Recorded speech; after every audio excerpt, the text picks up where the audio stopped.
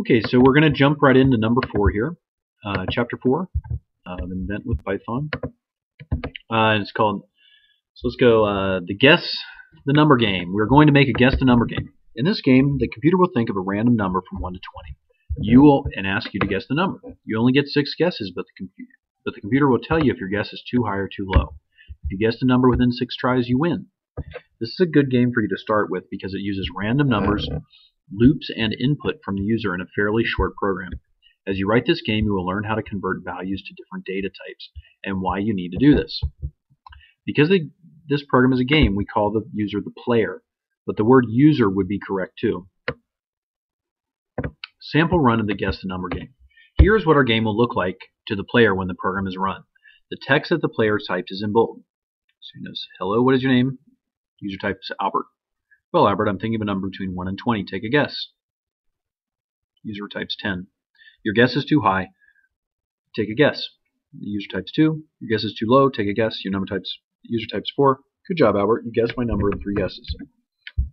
Enter this code exactly as it appears here, then save it by clicking the File menu, and then Save As. Give it a name like guess.py, then run it by using the F5 key. Don't worry if you don't understand the code now. I'll explain step by step. Guess the Number source code. Here is the source code for our Guess the Number game. When you enter this code into the file editor, be sure to pay attention to the spacing at the front of some of the lines. Some lines have 4 or 8 spaces in front of them. After you type in the code, save the number as guess.py. You can run the program from the file editor by pressing F5. If you see an error message, check that you have typed the program in exactly as written. Okay, so we're going to go ahead and we're going to type in the source code for this program.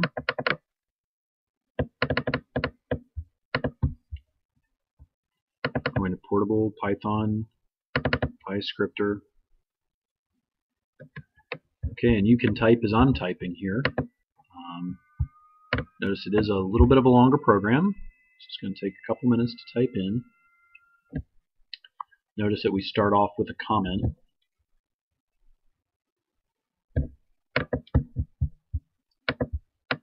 Okay, I'm just leaving, I have Hello World still open, so I just go ahead and File New, erase everything. I like to save things right as soon as I start, so I'm going to call this Chapter 4, Guess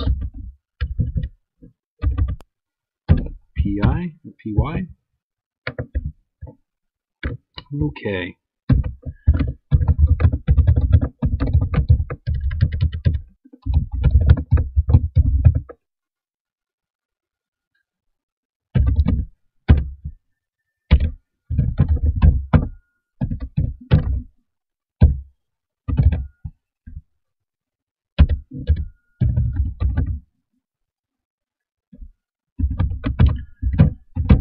Okay, so I import random.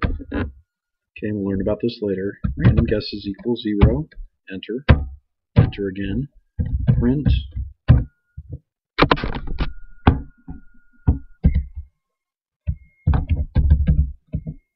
Hello.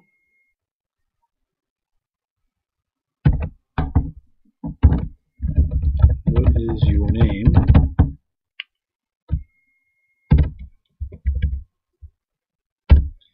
My name equals input, of course, parentheses.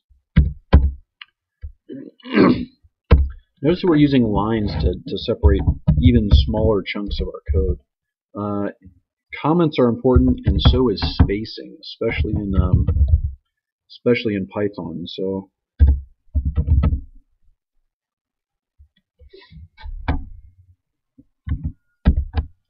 okay, you'll notice that when I start to type a function call that the computer recognizes, it gives me this hint below. Okay, so I can hit enter. Oops. I can hit enter, and it will go ahead and type that for me, which is just saves a lot of time. Okay, so random int or randint, random.randint 1, 20.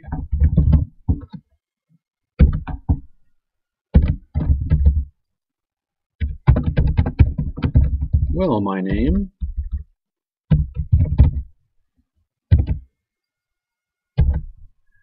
Okay, now notice we're going to have some spacing here, so we're going to go comma after the name. And look, I forgot this. When you're putting strings together, the spacing before a variable and after is important because it's not correct if it's not there. So, okay, I'm just going to shorten up my IDE so I can see a little bit better. I am thinking of a number between 1 and 20, period. Okay, so now we're going to go ahead and do our loop. So we have while guesses taken less than 6.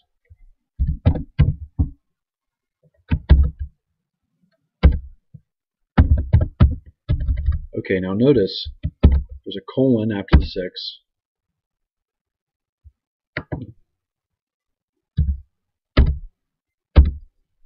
While guesses taken less than 6. Now notice when I hit enter, it automatically puts in 4 spaces. Okay, or actually it puts in a tab. Okay, I'm going to use a tab here, or you can put in 4 spaces. I guess the convention in Python is to put in 4 spaces. I like tab just because it's 3 less key clicks, but that's up to you. Maybe use 4 spaces for now. Okay, and notice there's a comment here. There's a comment here. There are 4 spaces in front of print. Okay, so you don't need to put that in. That's for you as you're typing it. Okay, we hit enter. Notice it keeps the same distance when we hit enter. So it keeps 4 spaces out in front of our code. That's important. Okay, if you don't put those spaces in, it won't. Python won't know what you're trying to do. Okay.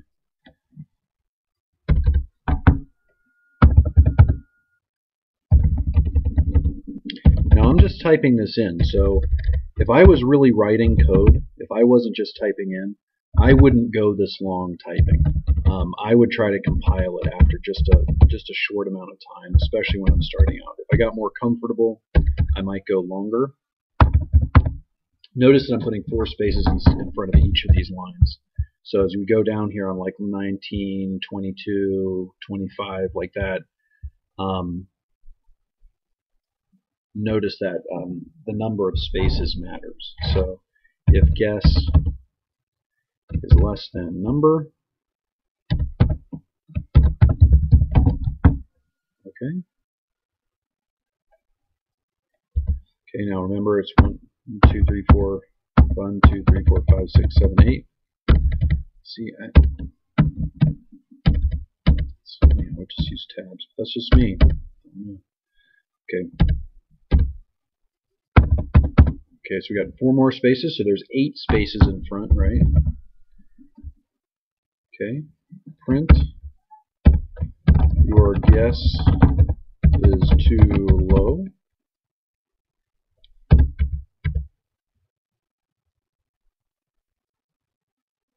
Oops. You'll see it gave me a warning there and I didn't pay attention. So after the if, remember to put your colon right in there. Okay, now I'm going to leave out the comment, right, and notice that under 20 there's a blank space. That means that the comment just wrapped onto another line, but it's not part of it. Okay, so we're almost getting towards being done here.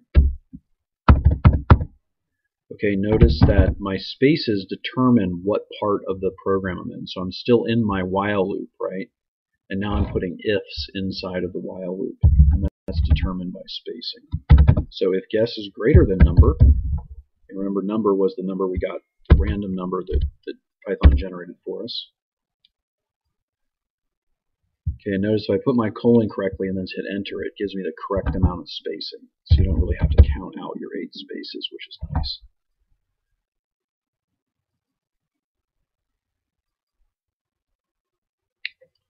Okay, so now what we're going to do is notice that the number of spaces changes, right?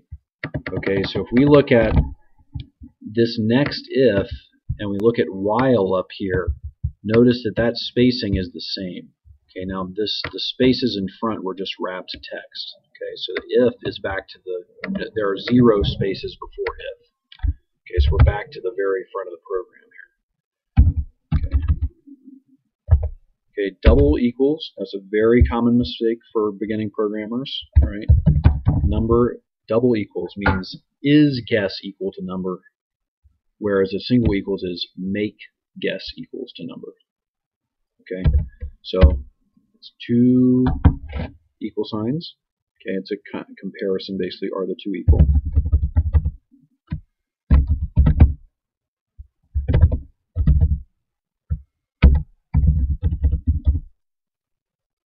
Okay, so guesses taken is going to be a variable, and str we're going to turn guesses taken the number into. Okay, so we're going to take guesses taken the number into guesses taken a string. Okay, and you know what a string is. Sorry, guesses taken the integer into guesses taken the string. I guess would be a better way to put it.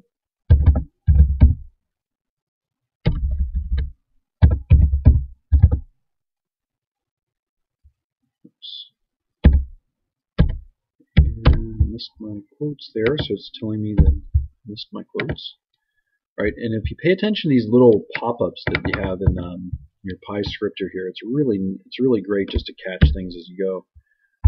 We will be able to catch all of our errors, or the program won't run later on. So we will go through a process of debugging no matter what you're typing in. But it's nice just to catch everything as you go. You know, the less debugging you have to do, the better.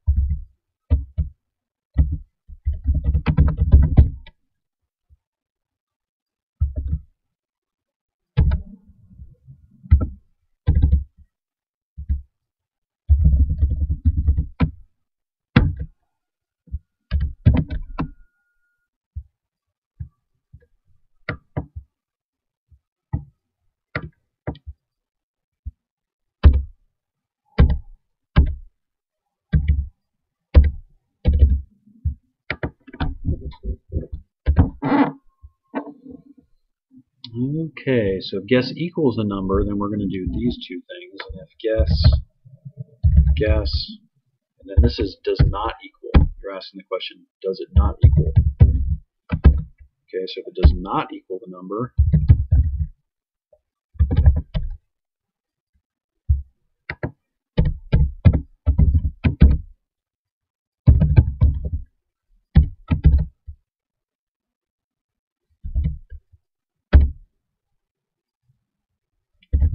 then we're going to print out nope. Number I was thinking of was number. Okay, so that's the end of our program there. Even though we entered our source code into a new file editor window, ooh, I forgot to save. Control S. Okay, even though we entered source code into a new file editor window, we can return to the shell to enter individual instructions in order to see what they do. The interactive shell is very good for experimenting with different instructions when we're not running a program. You can return to the interactive shell by clicking into its window or on its taskbar. If the program doesn't seem to work after you've typed it, check to see if you've typed the code exactly as appears in the block. You can also paste your code into an online diff tool. The diff tool will show you how your code is different from the source code in the book. Okay, and it tells you how to select all the text. This is the type of thing where this is where an IDE really helps out. So rather than going through what the book is talking about here, what we would do is we just press run up here, and basically what will happen is it will immediately show us right exactly what the problem is. Okay, so it says syntax error, invalid syntax, line 12. Okay, and it highlights for us.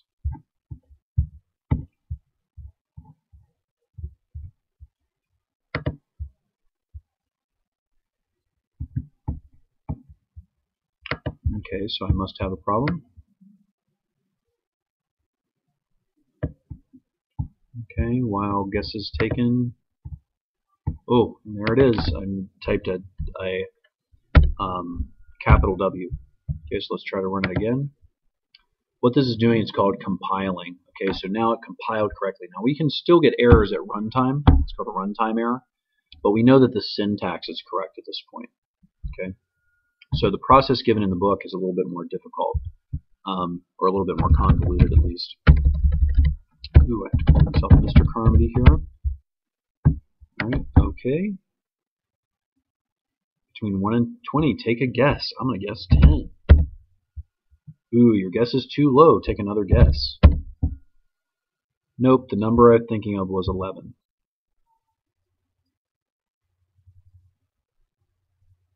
Interesting. Okay.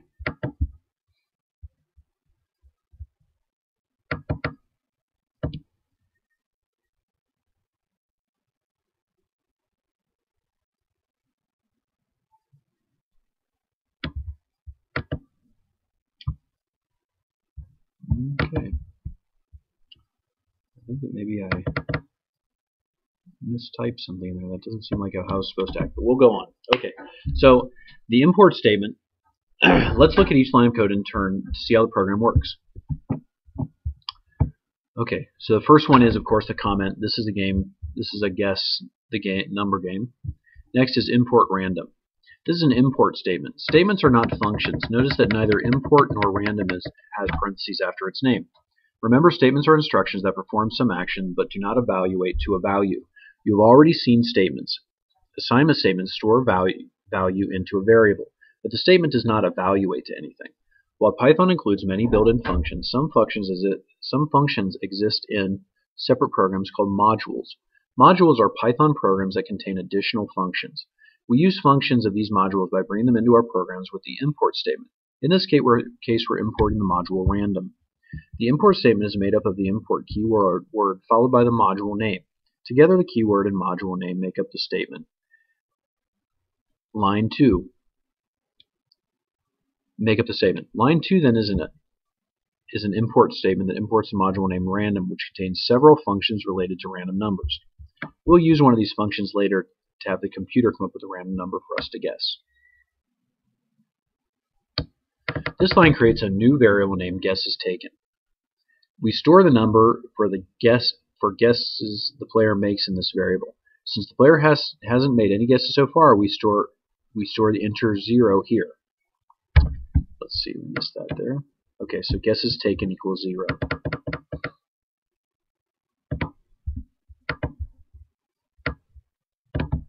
Okay, so that's the very first thing we do. Okay, line 6 and 7 are the same lines in the Hello Program world that we saw in Chapter 3. Programmers often reuse codes from their other programs when they need program to do something they've already coded before.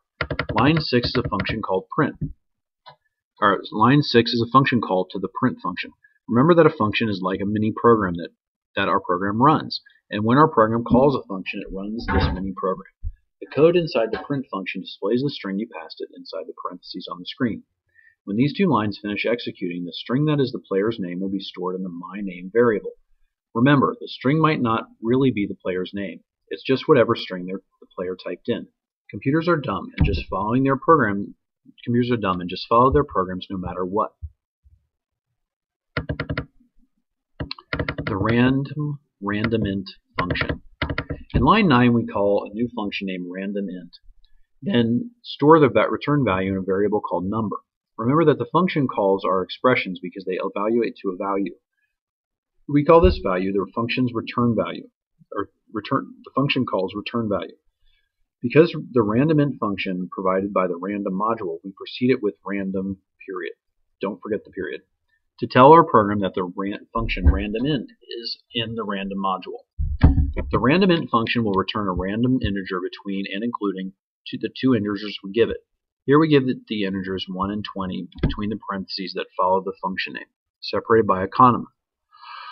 The random integer that random int returns is stored in a variable named number. This is the secret number the player is trying to guess. Just for a moment, go back to the interactive shell and import random to import the random module. Then enter random int 1, 20. Okay, so let's do that.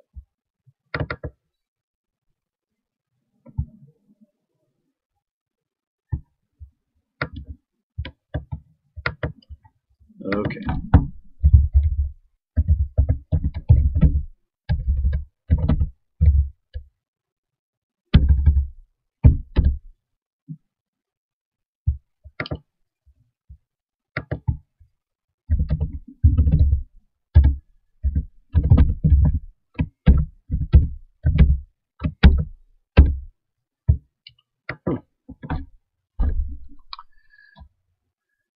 The random integer that random int returns is stored in a variable named. Oh, here we go. It should return an integer between 1 and 20. So it did. It returned the integer 16. Now enter the same code again, and the function call will probably return a different integer. 9. This is because each time the random int function is called, it returns some random number. Just like when you roll dice, you will get a random number each time. Whenever we want to add randomness to our games, we can use randint function, and we use randomness in most games. Think of how many board games use dice. You can always try out different ranges of numbers by changing the arguments. For example, after random int 1-4 to only get integers between 1 and 4, including both 1 and 4. Or try random int 1000, 2000 to get integers between 1000 and 2000. Here's an example of calling random int the random int function and seeing what values it returns. The results you get when you call the random int function will probably be different. It is random after all. Okay, so you can play with that in the...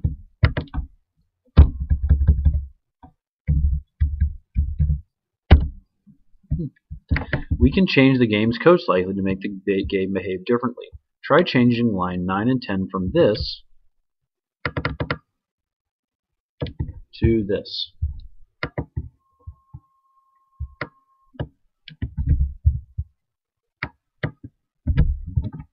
Okay, so I went ahead and changed the random int, then I also changed the prompt for the user. And now the computer will think of a number between 1 and 100. Changing line 9 will change the range of the random number, but remember to change line 10 so that the game also tells the player the new range instead of the old one.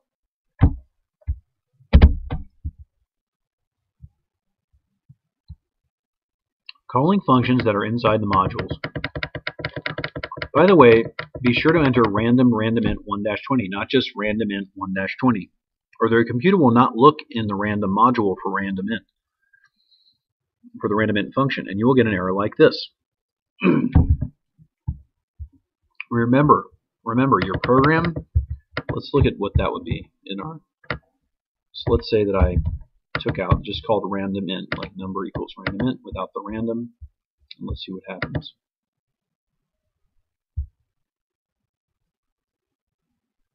It lets me start, and there it goes. Okay, so name random int not defined. Okay, so actually it turns it into a runtime error, which is surprising.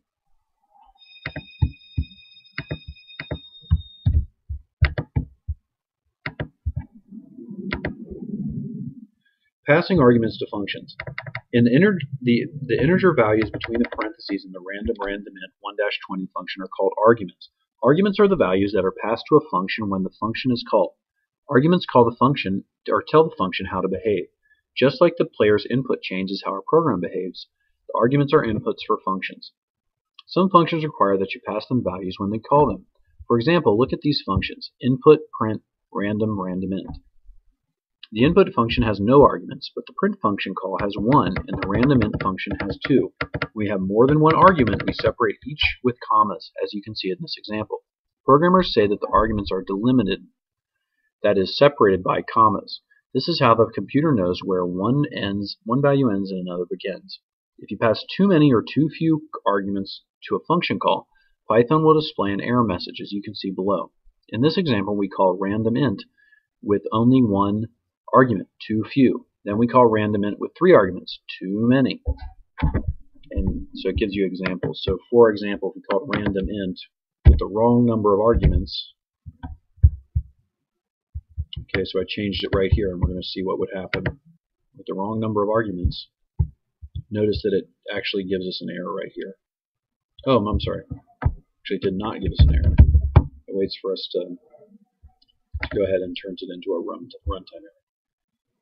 Error. Random int takes exactly 3 positional arguments for given. Okay, so in this case, it gives us this error. Okay, so we need to change it back to the correct number of arguments. Okay. Notice the error message the error message says we pass 2 and 4 arguments instead of 1 and 3. This is because Python always passes an extra invisible argument. This argument is beyond the scope of this book, and we don't have to worry about it. Welcoming the player. Lines 10 and 12 greets the player and tells them about the game.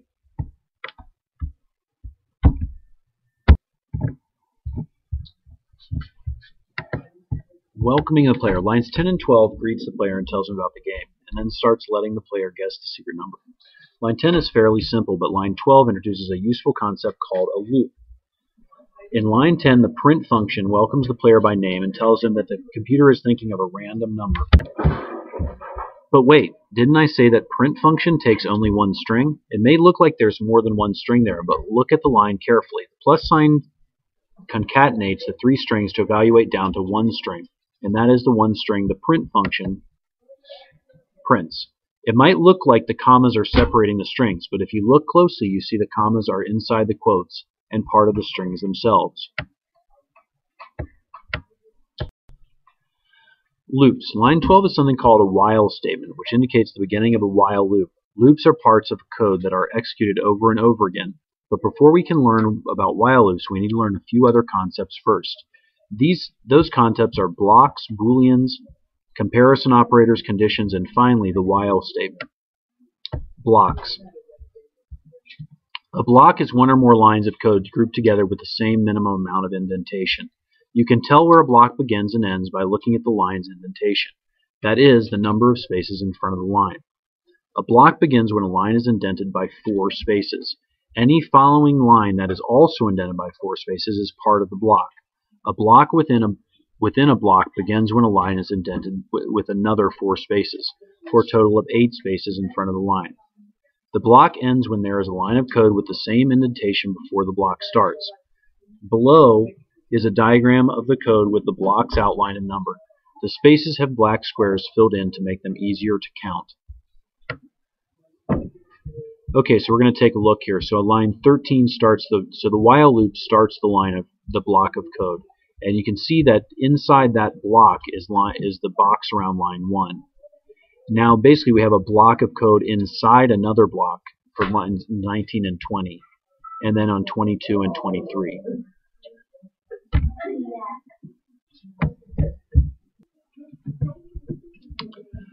For example, look at the code above. The spaces have been replaced with dark squares to make them easier to count.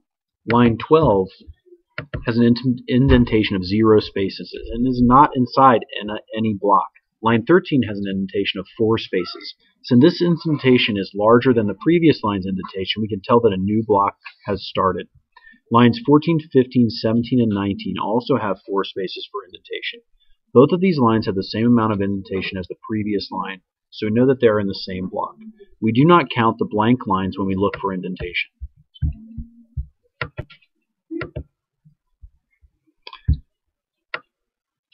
Line 20 has an indentation of 8 spaces. 8 spaces is more than 4 spaces, so we know a new block has started. This is a block that is inside of another block. Line 22 also has 4 spaces. The line before 22 had a larger number of spaces because the indentation decreased. We know that the block has ended. Line 22 is in the same block as the other lines with 4 spaces. Line 23 increased the indentation to 8 spaces, so again a new block has started. To recap, line 12 is not in any block. Lines 13 to 23, all in one block. Line 20 is in a block marked with circle 2, and line 23 is in only is the only line in another block in a block, marked with circle 3. Okay, so they're talking about this section of code right here, basically inside these if statements. So if the guess is less than number, then we do this. Then it comes back out to this indentation, to the four space indentation. If the guess is greater than number, then we do the next thing. Okay, when you type code into idle, each letter is the same width. You can count the number of letters above or below the line to see how many spaces you have put in front of that line of code.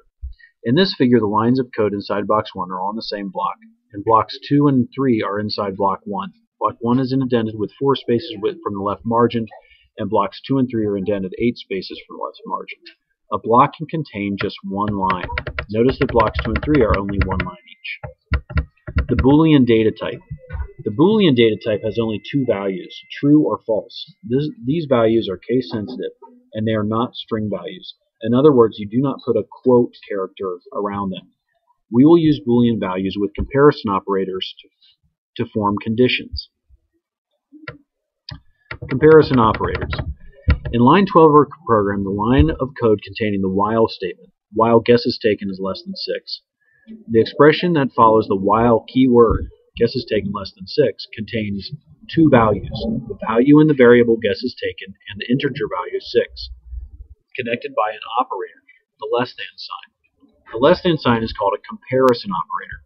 The comparison operator is used to compare two values and evaluate to a true or false Boolean value.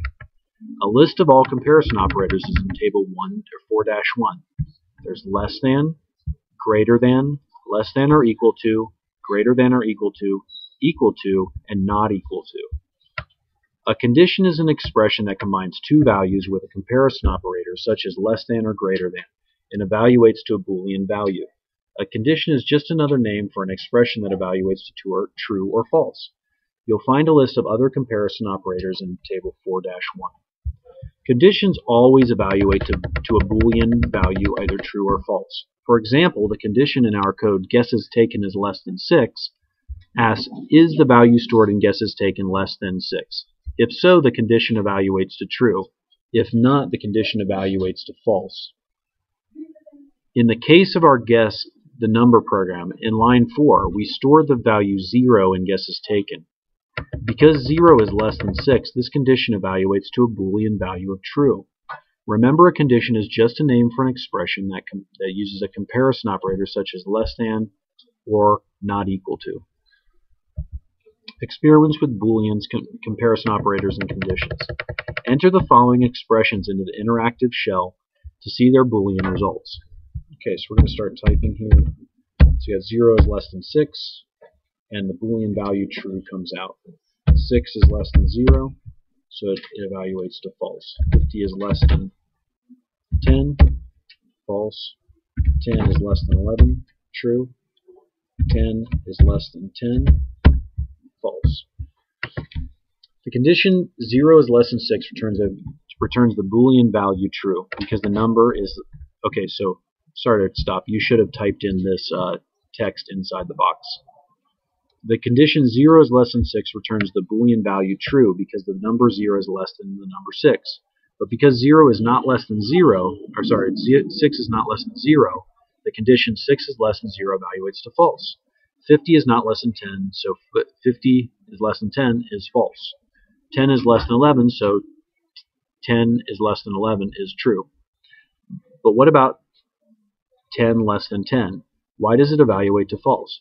It is false because the number 10 is not smaller than the number 10. They are exactly the same size. If a girl named Alice was the same height as a boy named Bob, you wouldn't say that Alice is taller than Bob or that Alice is shorter than Bob. Both of these statements would be false. Enter some conditions in the shell to see how these comparisons work.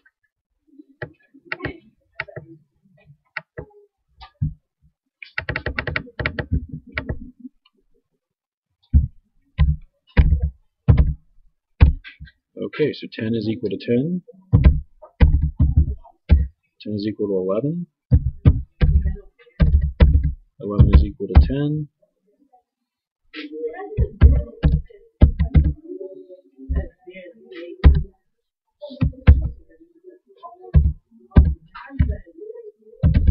So we have hello is equal to hello.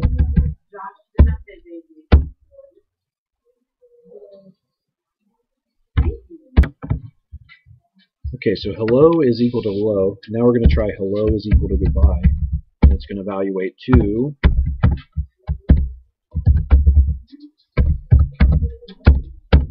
false. Okay, now we're going to try exactly the opposite, which now we're going to say hello is not equal to goodbye. Okay, and it gets an interesting result. So you have to think through. If somebody said, is hello equal to goodbye, you'd say false. If someone said, is hello not equal to goodbye, you would say true. Okay, so some of these experiments you really have to go through to get the logic.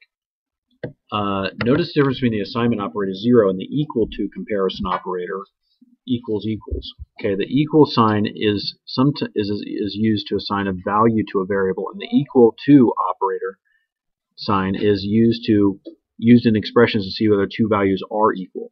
It's easy to accidentally use one when you meant to use the other, so be careful of what you type in. Two values that are different data types will always not be equal to each other. For example, try entering the following into the shell.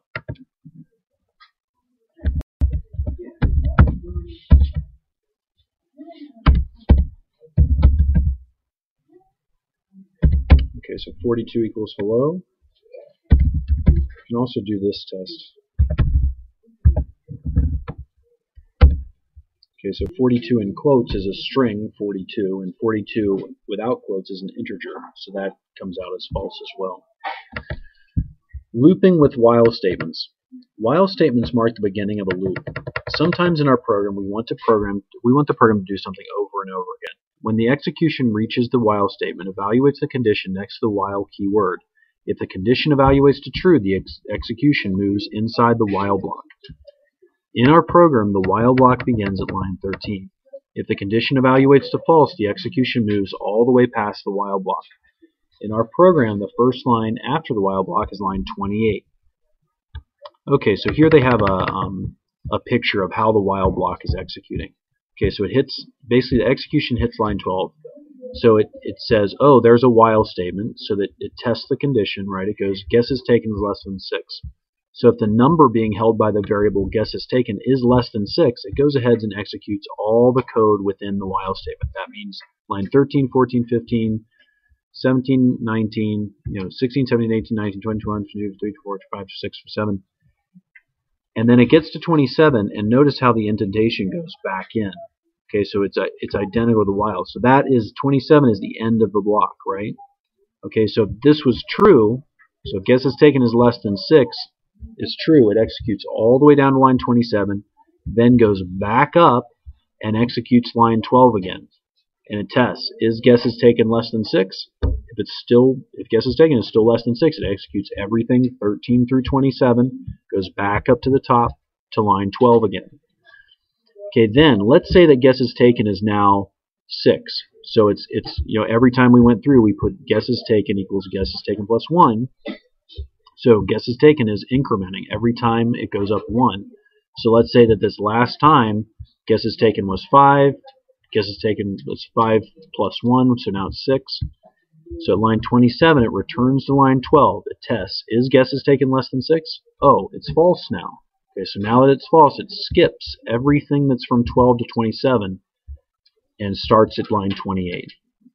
Okay, so that's how it exits the loop. So basically it's a condition. This guess is taken less than 6, just gets tested each time. If it's true, it executes everything in there. When it turns false, that very next time it gets tested, it makes it skip everything in the while loop and go to the next line after the while loop.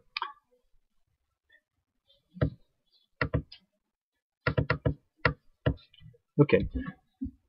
Figure 4-2 shows the execution flow depending on the condition. If the condition evaluates to true, execution will enter the while block at line 13 and keep going down. Once the program reaches the end of the while block, instead of going down to the next line, it jumps back to the while statements line 12. It then reevaluates the condition. If it is true, we enter the while block again. This is how the loop works. As long as the condition is true, the program keeps executing the code inside the while block repeatedly until we reach the end of the while block and the condition is false, and until guesses taken is equal to or greater than 6. We will keep looping. Think of the while loop as saying, while this condition is true, keep looping through the code in this block.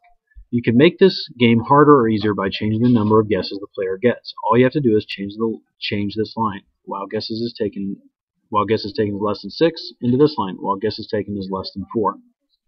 So let's go ahead and do that.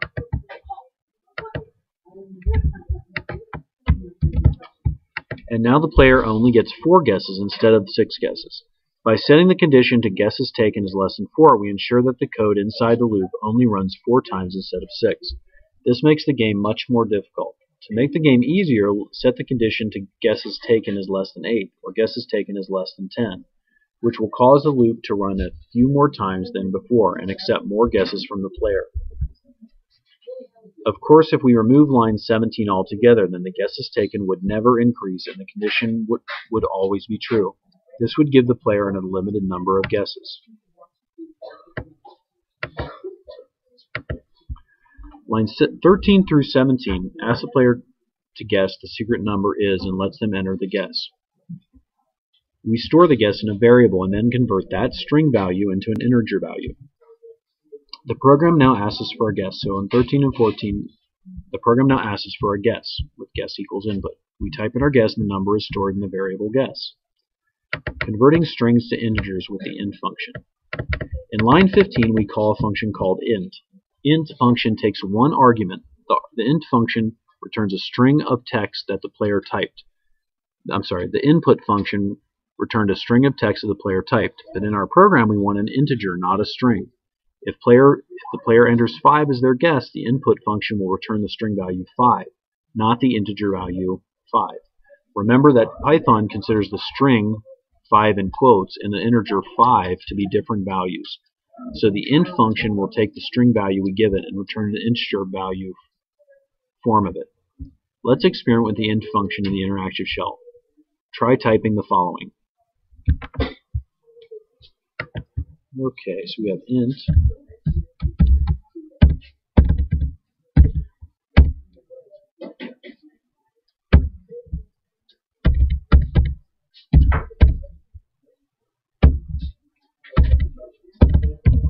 So we notice that on this last one, we're trying to put in a string that it will not evaluate to an integer, and we get an error.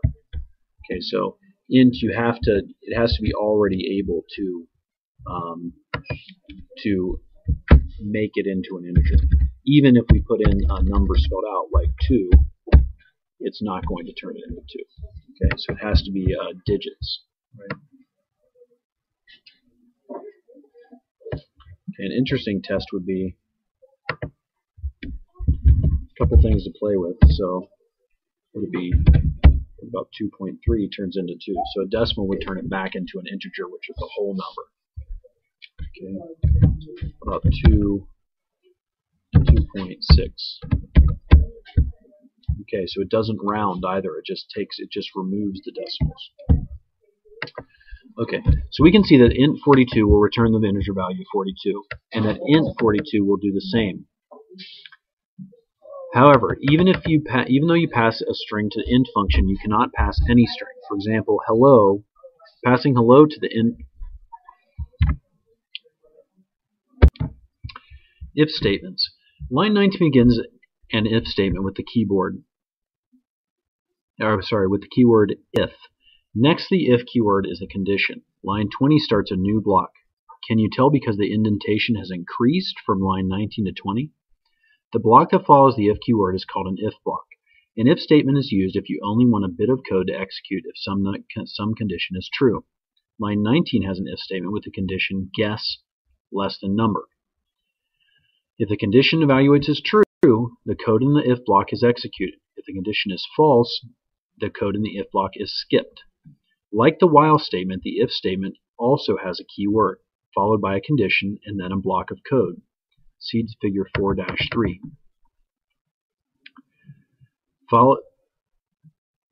See figure 4-3 for a comparison of the two statements. If the if statement works almost the same way as the while statement, too. But unlike the while block, the execution does not jump back to the if statement at the end of the if block. It just continues on down to the next line. In other words, if blocks won't loop. If the condition is true, then all the lines inside the if block are executed.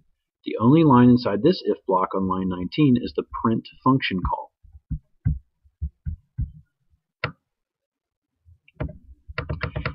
If the integer the player enters is less than the random integer the computer thought up, the program displays your guess is too low.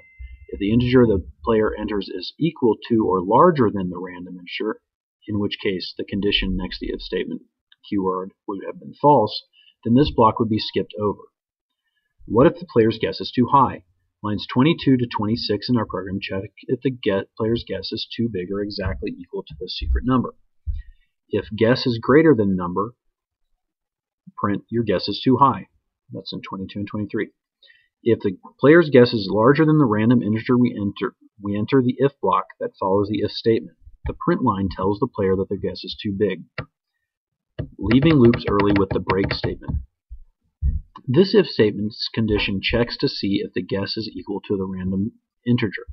If it is, we enter line 26, the if block that follows it. The line inside the if block is a break statement. This tells the program to immediately jump out of the while block to the first line after the end of the while block. The break statement does not bother rechecking the while loop's condition. It just breaks out immediately. The break statement is just the break keyword by itself with no condition or colon. If the player's guess is not equal to the random integer, we do not break out of the while loop, the while block. We will reach the bottom of the while block anyway. Once we reach the bottom of the while block, the program will loop back to the top and recheck the condition guess taken is less than 6. Remember, after the guess taken equal guess taken plus 1 line of code executed, the new value of the guess taken is 1. Because 1 is less than 6, we enter the loop again. If the player keeps guessing too low or too high, the value of guesses taken will change to 2, then 3, then 4, then 5, then 6. If the player guesses the word correctly, the condition in the if guess equals number statement would be true, and we would have executed the break statement. Otherwise, we keep looping. But when guesses taken has the number 6 stored, the while statement's condition is false, since 6 is not less than 6. Because the while statement's condition is false, we will not enter the loop and instead jump to the end of the while block. The remaining lines of code, when the player has finished guessing, either because the player guessed the correct number or because the player ran out of guesses. The reason the player exited the previous loop will determine if they win or lose the game, and the program will display the appropriate message on the screen for either case. Checking if the player won. If guess does not equal the number. In line 32, we use the comparison operator not equal, with the if statement's condition to mean is not equal to. If the player's guess is lower or higher than, and therefore not equal to, the number chosen by the computer, then the condition evaluates to true. We enter the block that follows this if statement in line 33. Lines 33 and 34 are inside the if block, and only execute if the condition true is met. In this block, we will tell the player what the number is because they failed to guess correctly. But first we have to store the string version of the number as the new value of number. This line is also inside the if block and only executes if the condition is true. At this point, we have reached the end of the code and the program terminates. Congratulations, we just programmed our first real game. Summary. What exactly is programming? If someone asks you what exactly is programming anyways, what could you say to them? Programming is just the action of writing code for programs. That is, creating programs that can be executed by a computer. What exactly is a program? When you see someone using a computer program, for example playing our Guess the Number game, all you see is some text appearing on the screen. The program decides what exact text to show on the screen, which is called the output. Based upon its instructions, that is the program. On the text that the player typed into the keyboard, which is called the input. The program has specific instructions on what text to show the user. A program is just a collection of instructions. What kind of instructions? There are only a few different kinds of instructions really. Expressions, which are made up of values connected by operators. Expressions are all evaluated down to a single value, like 2 plus 2 evaluates to 4, or hello plus space plus world evaluates to hello world. Function calls are also part of expressions because they evaluate to a single value themselves, and this value can be connected by operators to other values. When expressions are next to the if and while keywords, we also call them conditions.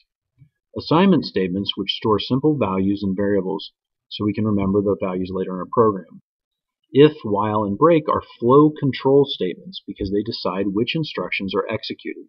The normal flow of execution for a program is to start at the top and execute each instruction going down one by one. But these flow control statements can cause the flow to skip instructions, loop over instructions, or break out of loops. Function calls also change the flow execution by jumping to the start of a function. The print function, which displays text on the screen, also the input function, can get text from the user through the keyboard. This is called I/O, pronounced like the letters I/O, because it deals with input and output of the program. And that's it, just those four things. Of course, there are many details about those four types of instructions. In this book, you will learn about new data types and operators, new flow control statements besides if, while, and break, and several new functions. There are several also different types of I/O, input from the mouse and outputting sound and graphics and pictures instead of text. For the person using your programs, they really only care about the last type, I/O. The user types in on the keyboard, then sees things on the screens or hear things from the speakers. But for the computer to figure out what sights to show and what sounds to play, it needs a program. And programs are just a bunch of instructions that you, the programmer, have written. Okay, now we go down to a web page for program tracing, and luckily, because you're using our IDE, we would do all this inside of our IDE, which is great. So we don't need to go through that section. So we've come to the end of chapter 4. And we can take one last look at our program here before we save it off. So in short, we import random, we set guesses taken to 0, we ask them for their name, we get it back. Okay, we decide what our number is that they're going to be guessing. Okay, we print a welcome and we give them instructions. We say hi, whatever their name is, that I'm thinking of a number between 1 and 100. Okay, then we enter our while loop. Okay. And basically, we ask them for a guess. We increment the number of guesses taken. We test if their guess is too high. If it's too high, we should say their guess is too high.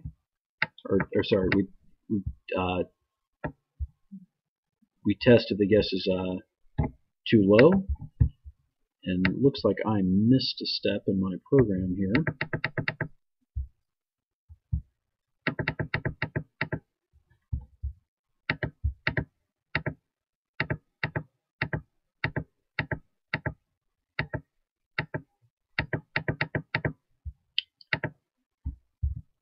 Ooh, that's interesting, right? So I made a big mistake here. So it should have been, my guess was greater than the number. It should have been my guess is too high. And then if it equals a number,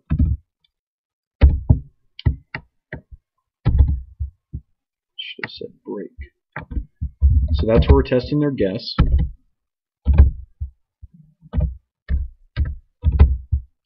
Okay, so we increment their guesses taken, then we test if their number is too low, too high, or if it equals.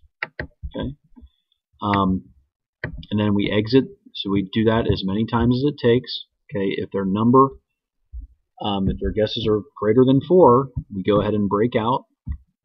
Okay, and then we test again. If the guess is equal to the number, we give them a good job statement.